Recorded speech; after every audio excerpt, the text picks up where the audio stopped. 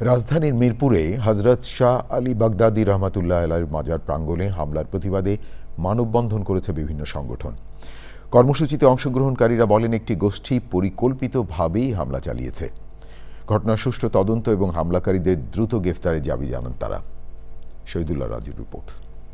টাকার পাতিল দিয়ে পর্যন্ত ভাইয়ে বলাচ্ছে কি লুটপাট করতে আছে মাজারে।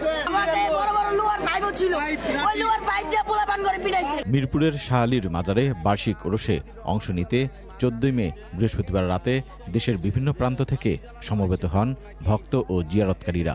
প্রত্যক্ষদর্শী ও সামাজিক যোগাযোগ মাধ্যমে ছড়িয়ে পড়া ভিডিওতে দেখা যায় রাত 1টার দিকে 70 থেকে 80 জন লোক লাঠিসোঁটা নিয়ে মাজারে প্রবেশ করে।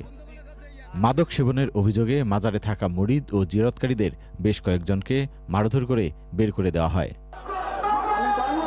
মাজারে হামলার প্রতিবাদে জাতীয় প্রেস ক্লাব ও মিরপুর সহ দেশের বিভিন্ন স্থানে মানববন্ধন, সমাবেশ ও বিক্ষোভ মিছিল করেছে বিভিন্ন সংগঠন। তারা আক্রমণ করেছে, তারা আমাদের মোমবাতি প্রজ্বলন বাতি সব ভেঙে চুরমার করে দিয়েছে। একের পরে এই হামলা আর সহ্য করা হবে না। তাদেরকে যদি নিরাপত্তা না দিতে পারে অবিলম্বে আপনি পদত্যাগ করুন, স্বরাষ্ট্রমন্ত্রী আপনি পদত্যাগ করুন। আমরা যদি কোনো ক্ষতিকারক কোনো কিছু করে থাকি, আইন শৃঙ্খলা বাহিনী আছে, সেই জায়গা থেকে আইন শৃঙ্খলা বাহিনীকে মূল্যায়ন না করে একদল উগ্রবাদী তৈরি জনতা 5 আগস্টের পর থেকে আমাদের উপর হামলা চালাচ্ছে।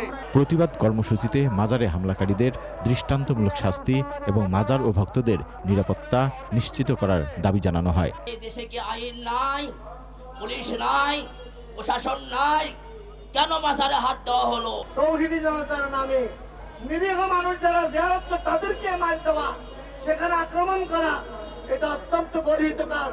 এটা কোনো অবস্থাতে মেনে নেওয়া যায় না। প্রশাসন কোন ধরনের বক্তব্য বিবৃতি এবং কোন ধরনের ব্যবস্থা গ্রহণ করে নাই। আমরা সেই হামলার তীব্র নিন্দা এবং প্রতিবাদ জানাচ্ছি। বক্তারা বলেন, হামলাকারীদের বিরুদ্ধে অবিলম্বে ব্যবস্থা নেওয়া না হলে আরও কঠোর কর্মসূচি দেওয়া হবে। Shahidullah Raju, channel I, Dhaka. Well done, side by side, free.